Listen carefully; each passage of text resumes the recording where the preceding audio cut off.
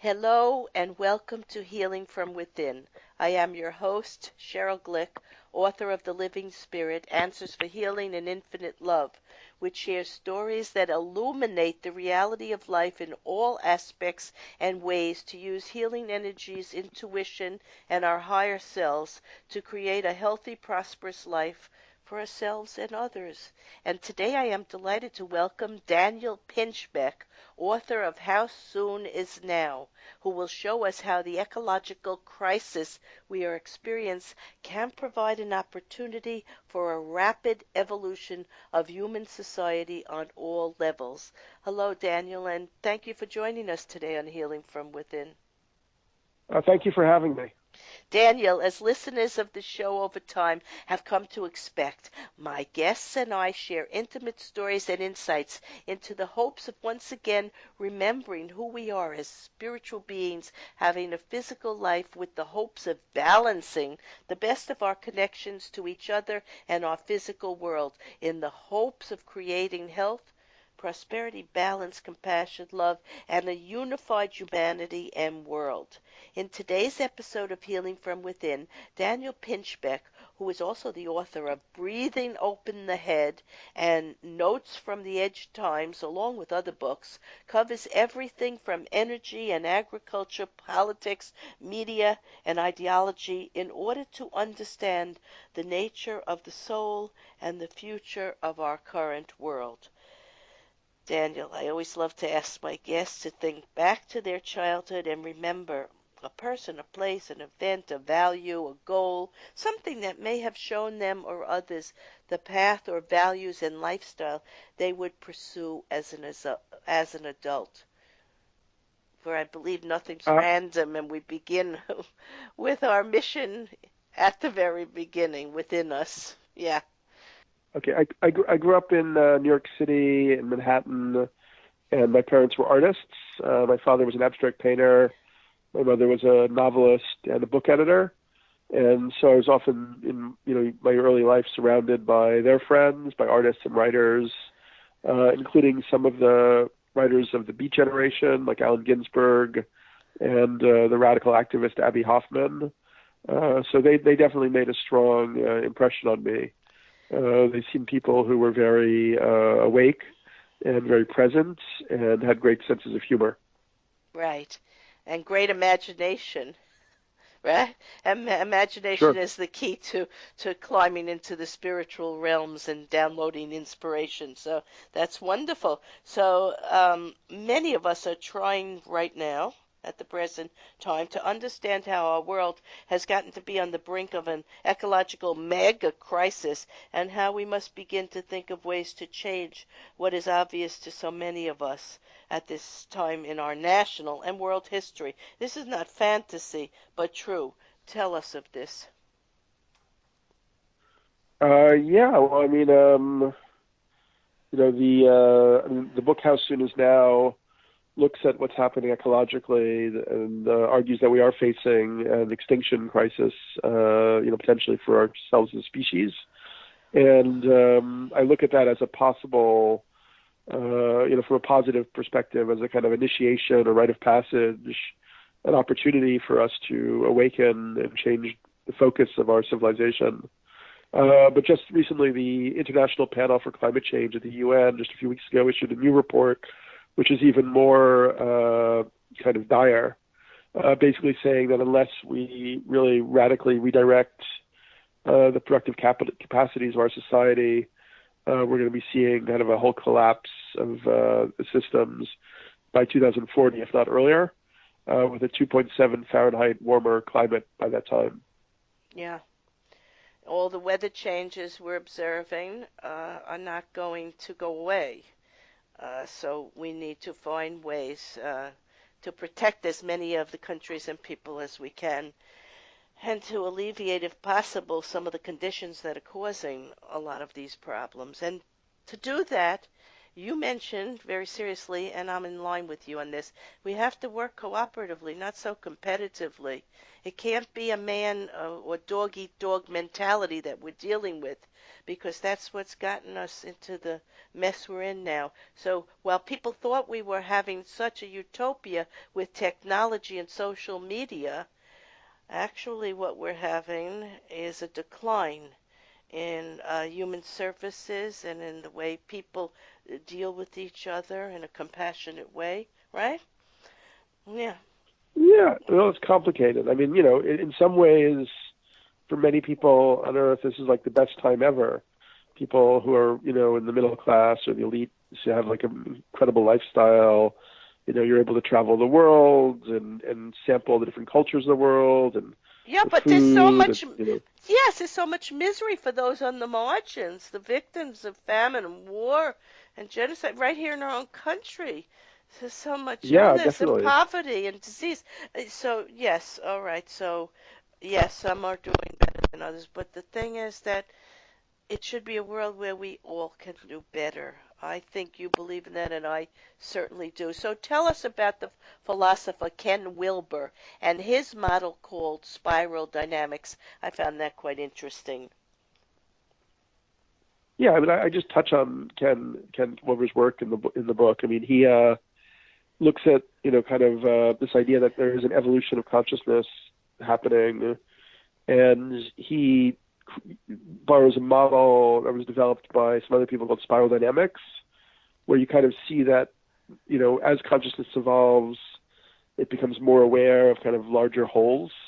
So it goes from self-interest to family interest to tribal interest to national interest and ultimately like planetary interest. Yeah, so we go And at each past stage, yeah, we go past hierarchies and absolutes and we believe in equal rights for all, right? So that's the transition that comes from that type of spiral dynamic.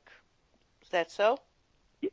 yeah, exactly. He also, I just wrote a little about him in the book, but he also looks at how maybe we've some of the aspects of our where we're at now in terms of consciousness have caused kind of a collapse back like a lot of people who are in the spiritual or new age worlds you can almost believe anything once you've rejected the mainstream narrative, and that's problematic also. So yeah, Well, so he argues that we have to learn to become kind of more discerning, and that's kind of what I've tried to do in my books. I mean, you mentioned How Soon Is Now, but the earlier books include Breaking Open the Head, that was about psychedelic shamanism, and I was visiting different tribal cultures around the world. And then the other book was called 2012, Return of Quetzalcoatl. That was looking at the prophecies of all these indigenous and traditional cultures. right. And they do hold some substantial truths because they interact with the universe in a way much like intuitives do. And we all have this capacity, but not everyone is interested in developing it. But let's go on to, you say you finished writing How Soon Is Now in the months before Donald Trump won the U.S. election. Can you tell us how, while you found Trump's rise to power shocking, it was not surprising to you? Neither was it to me. So tell us something about that. I don't know. Yeah, it just has felt for a long time that there were sort of undercurrents in American life that we hadn't really dealt with, Mm, and it absolutely. feels like karmic kind of like comeuppance in a way. Like I mean, our country has, while we have this ideology of like freedom and democracy, we also supported a lot of dictators around the world, overthrew democratically elected left-wing governments and so on. So, we've had our fingers in a lot of nasty pies. And in a weird way, this whole situation feels like some of our own karma coming back to us. But yeah, I mean, I think that it's a very extraordinary circumstance. I mean, for me, it almost feels like it resonates with these sort of prophecies in that it suggests that something is happening that's just very unforeseen. I don't think we could have imagined 5 years ago that somebody could be a president and, advocate for, journalists being beat up or, calling women disgusting names or being an Well, open I racist. don't think he says I think he says there's a lot of fake news, and there has been a lot of fakeness and corruption all through governments and corporations, and what's going on with the Me Too movement. A lot is coming to light now, and I'm a medium, so let me tell you, the January before Trump was elected in November. I was very concerned by what I was seeing in the level of anger and the way people were communicating. So I did a reading.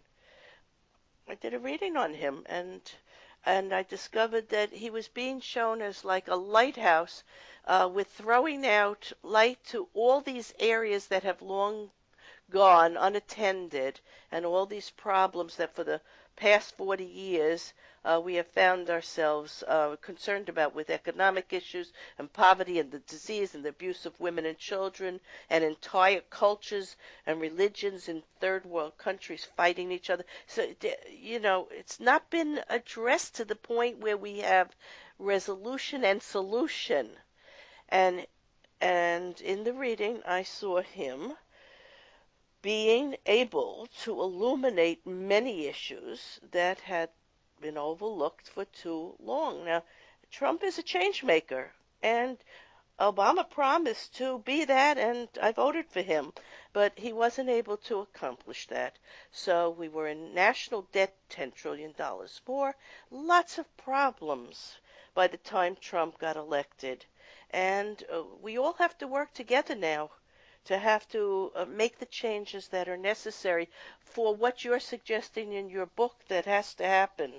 And I agree. Where you tell us about projects and initiatives that give us reason to take action to protect our environment. And the first one you talk about is ocean acidification, if I'm pronouncing that correct. Yeah, Acidification. well, I mean, just I think you and I seem to have a difference of opinion on Trump. I mean, I also was really not a fan of Obama or Hillary Clinton, but I think it's hard to not see this as a unmitigated disaster. I mean, what he's just the environmental policies alone are horrendous. Most recently the Trump advisors came out with a report where they're now admitting climate change is happening, and they're saying that it's going to be 7 degrees Fahrenheit warmer by 2100, which would literally be apocalyptic. But they're saying that because of that, there's no reason to accept Obama's fuel emissions standards because it really just doesn't even matter. So it's kind of like climate Well, nihilism, and I think a lot of his positions are very dark and very nihilistic, and he's really given an opportunity for racist elements, for for a lot of shadow well, to express that itself. happened under Obama too. That happened. The division happened under Obama too. This, And actually, in politics, people use, comments to get what they want or to scare or frighten people. We're past frightening people. We just want to get to the truth and solutions.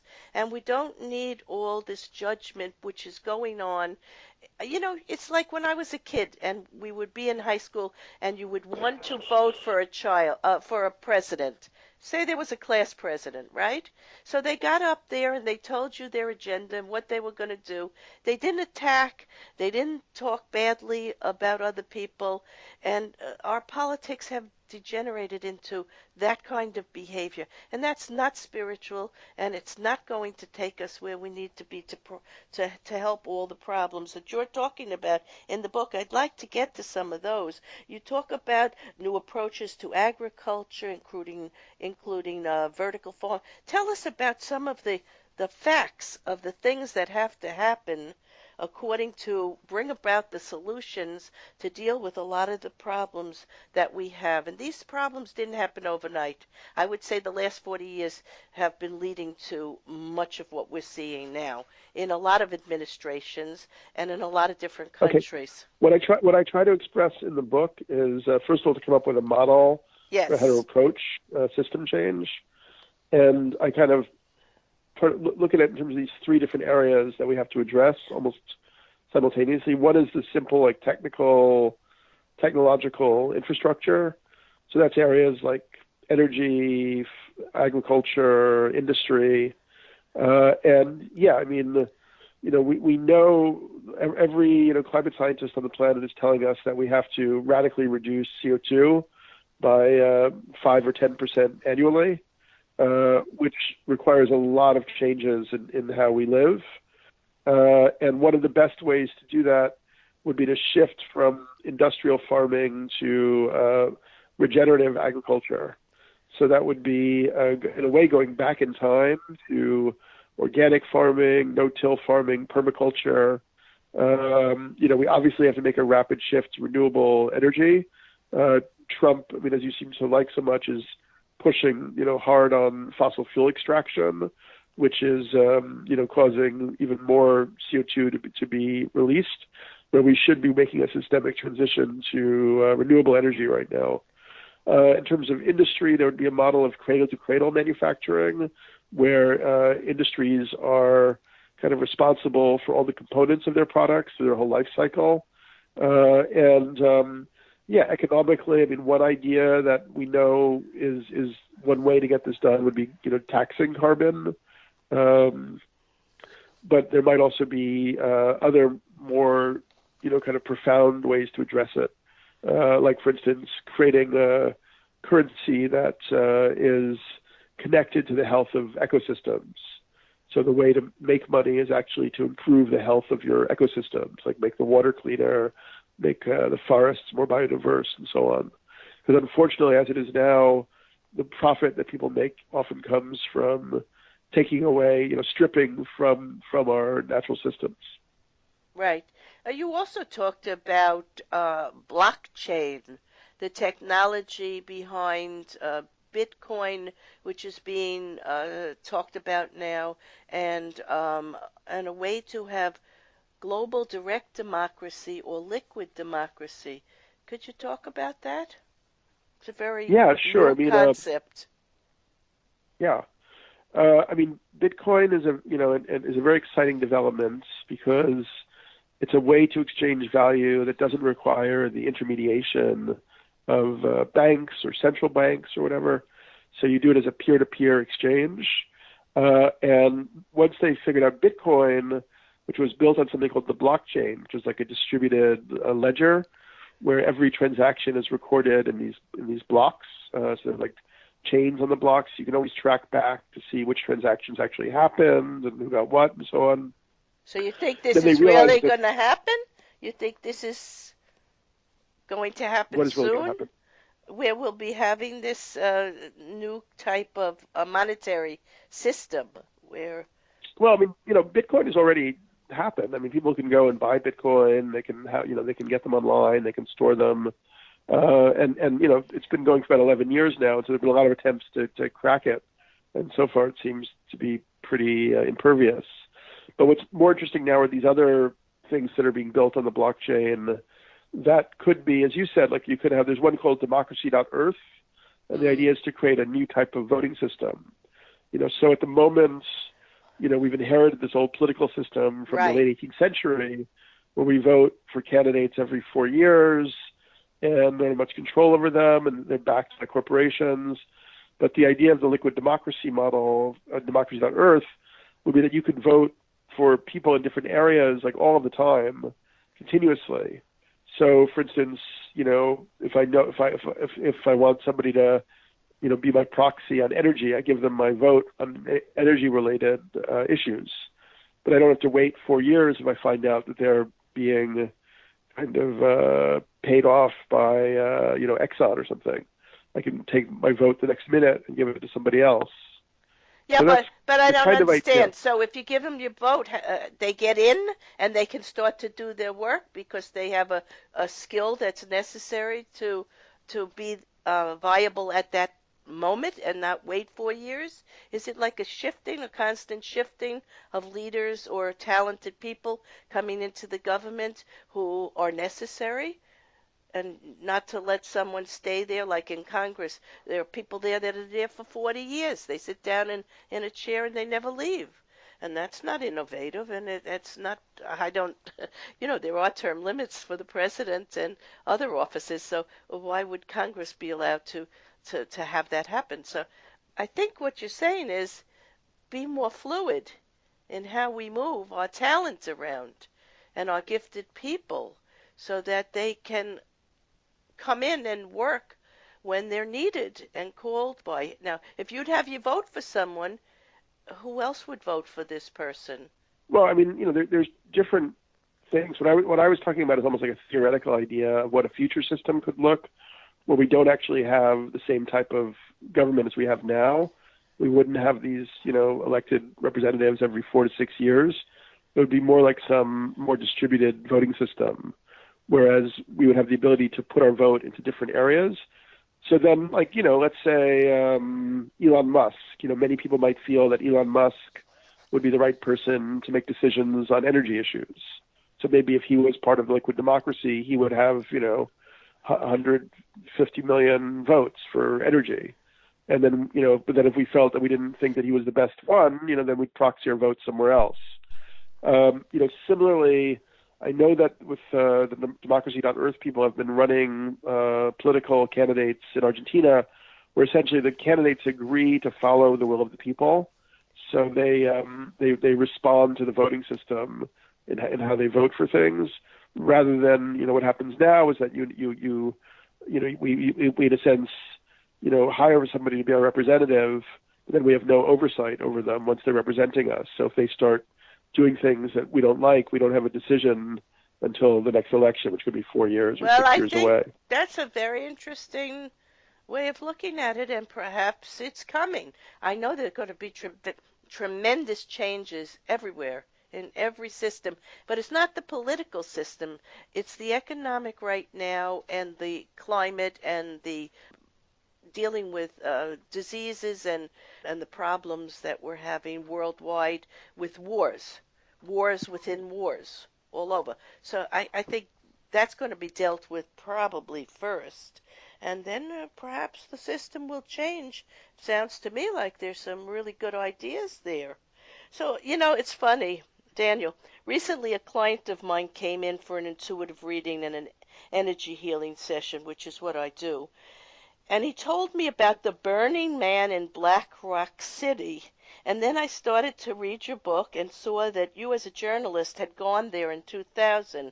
I was fascinated to learn about it, and I learned about it from your book.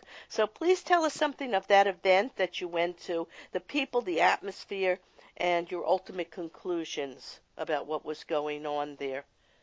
Because these are people who Yeah. want to make changes in the world, like you and I, changes that will bring us forward into higher consciousness and awareness of how more people can sustain themselves with a good, decent life.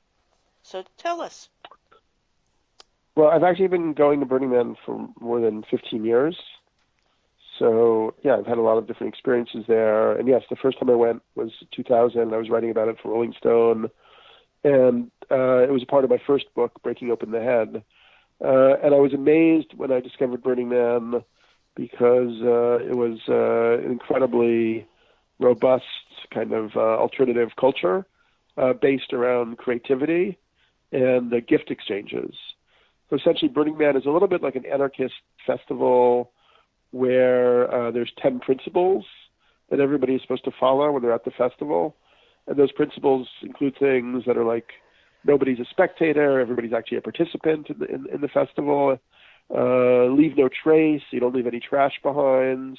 It's a gift economy, so there's no money exchanged, and radical participation. So it really creates a strong community vibe.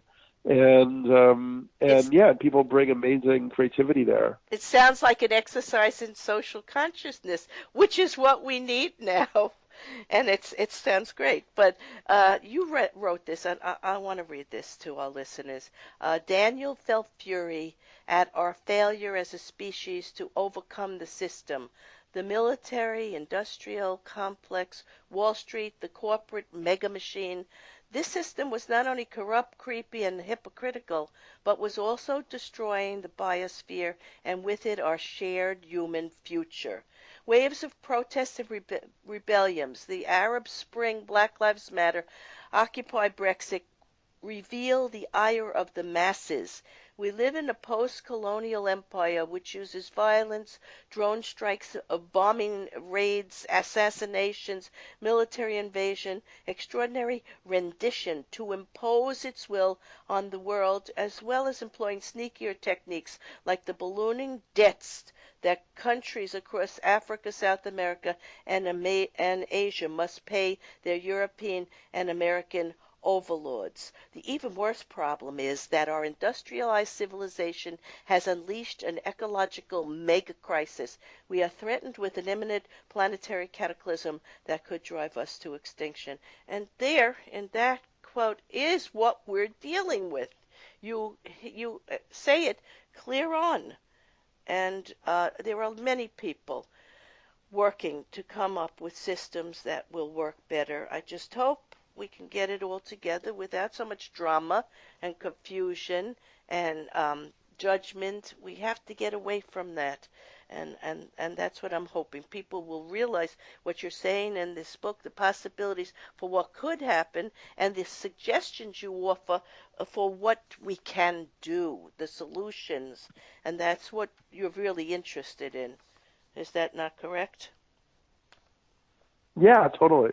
All right. So what would you Uh, like readers of How Soon Is Now to take away with them after reading this prophetic, I'm going to describe it now, prophetic, scientific, social, political, ethical, and moral study of human history and the choices available to us now? What would you like them to take away with them? well, I think I would love it if they would feel so inspired that they would start gathering together their communities and creating a dialogue around the crisis we're facing, which most people are still very much ignoring. Like, most people don't know that we're losing 100 species a day or more. That Oh, I thought it was we're 10 to 15. It's 100? Oh yeah my, wow. yeah Yeah. yeah. Most people don't know that oceans are 30% more acidic than they were 40 years ago because they absorb all the CO2.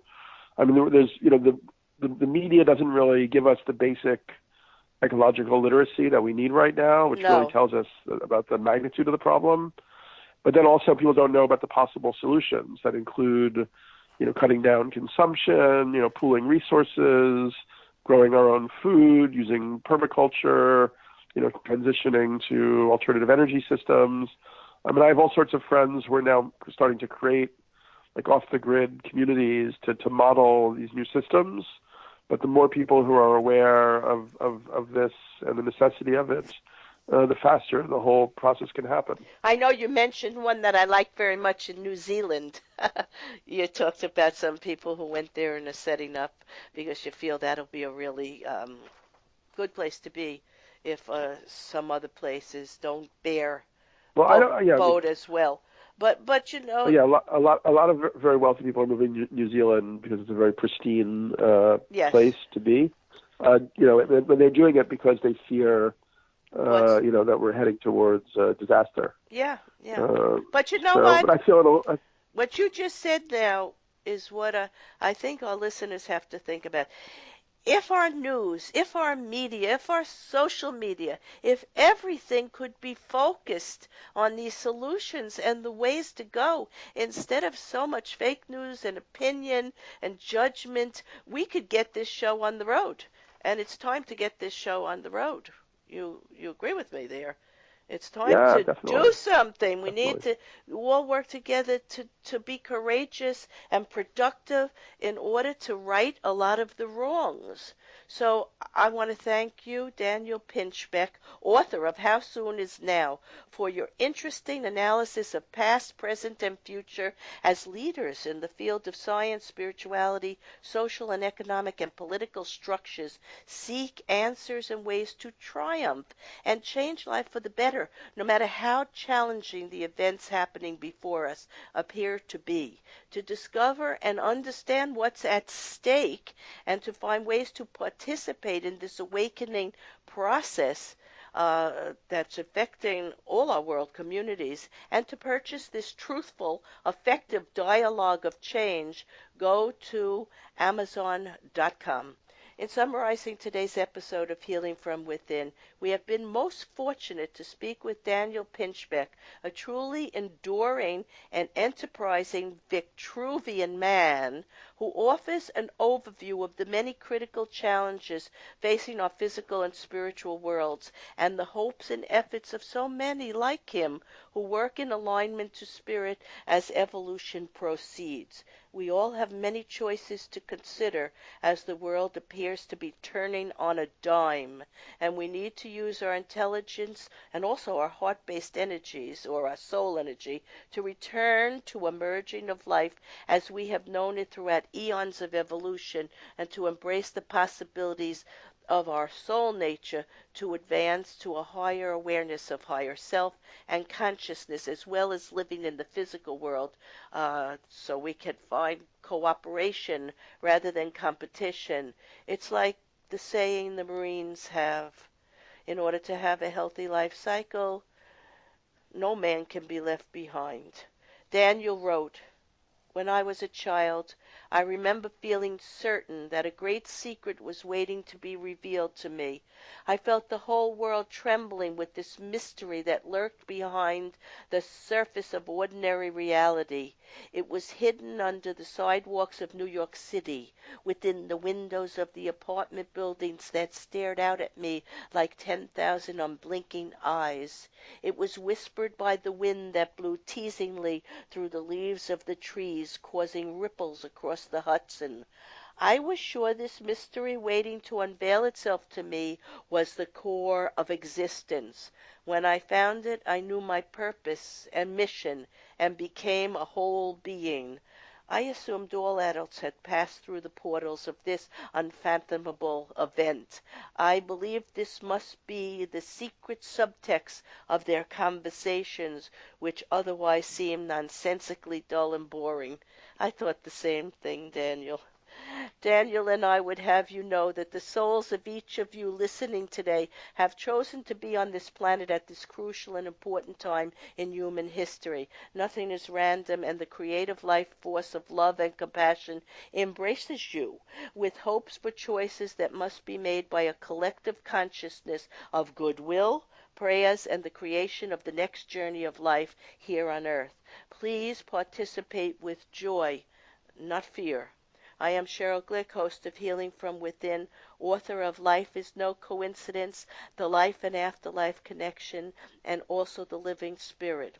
I invite you to my website, SherylGlick.com, to read about and listen to leaders in the metaphysical, scientific, educational, and medical fields, music and art, explore life in all its wondrous aspects. Shows may also be heard on webtalkradio.net and dreamvision7radio.com. Thank you.